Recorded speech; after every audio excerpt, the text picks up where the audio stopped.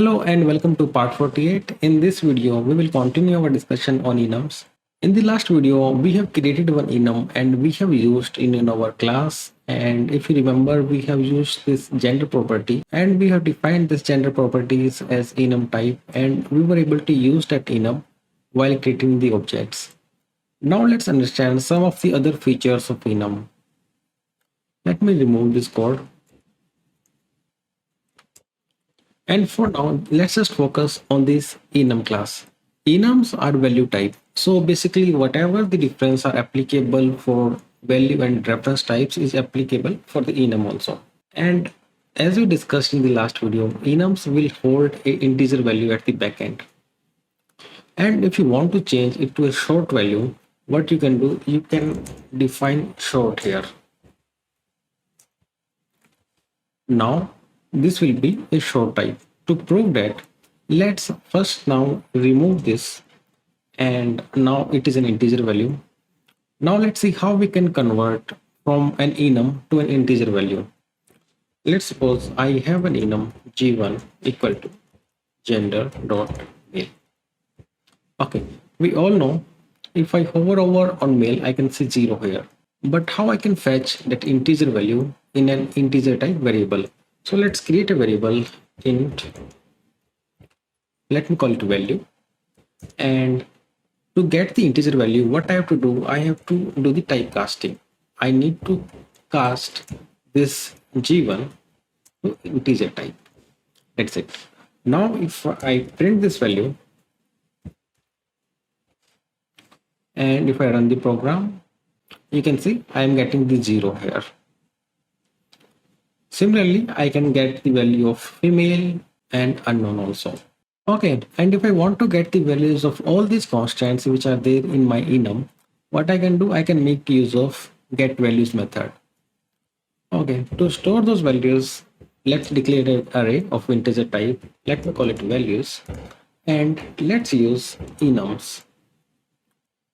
Enum is a static class in which we have one getValues method. Let's use that, and let's provide the gender enum here. Okay, once that is done, what we can do, we can typecast this value, whichever is returned from the getValues, to an integer array. Okay, so this way we can fetch all the integer values from the enum, and let's print these values now.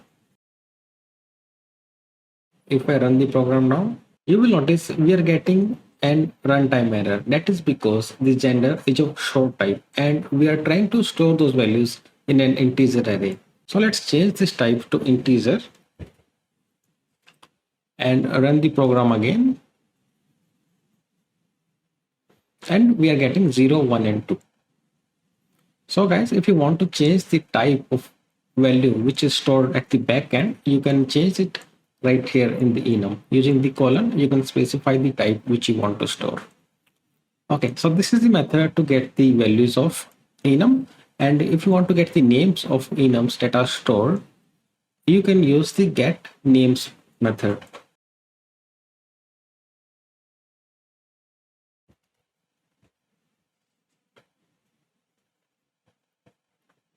If I run the program, you can see male, female, and unknown are getting printed. So guys, using getNames and getValues, we can get either values or names from the enum. Now let's understand how we can convert an integer value to an enum type. Let's suppose you have an integer m equal to 0. Now you want to change this m to an enum type. To do that, what you can do, you can declare a gender g equal to, you can typecast it like this. You can give the gender here and pass m here.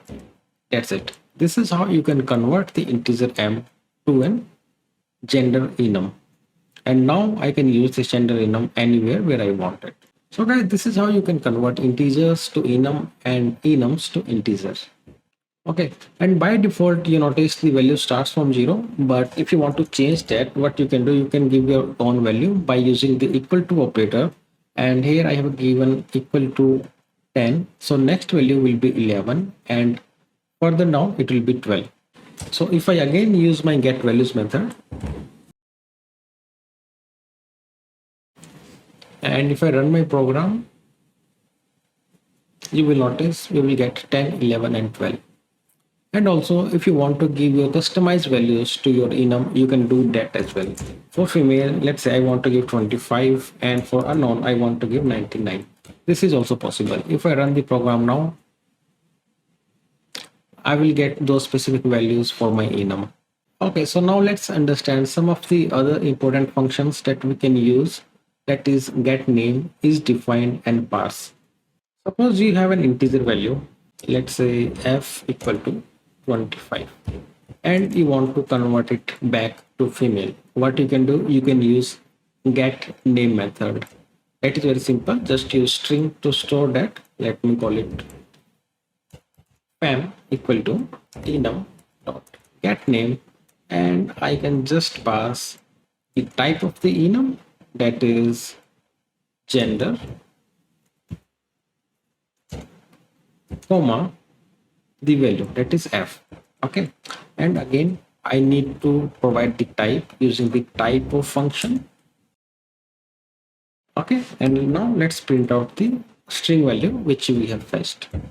If I run the program now, you will see we are getting the female string here. So using getName, you can convert your integer value of enum to a string type. Next function is isDefined. IsDefined basically tells us if that value is present in the enum or not. Let's demonstrate that. If I say isDefined and let me change it to Boolean, because this will return true or false. Let me store it in the result and let me print the result at the end. And let me change value from f to, let's pass 34. And if you notice, we don't have 34 in our gender enum. And if I try to run the program, I will receive a false error because 34 is not present or not defined within the enum. But if I give some values, let's say 99, 99 is a value that belongs to unknown.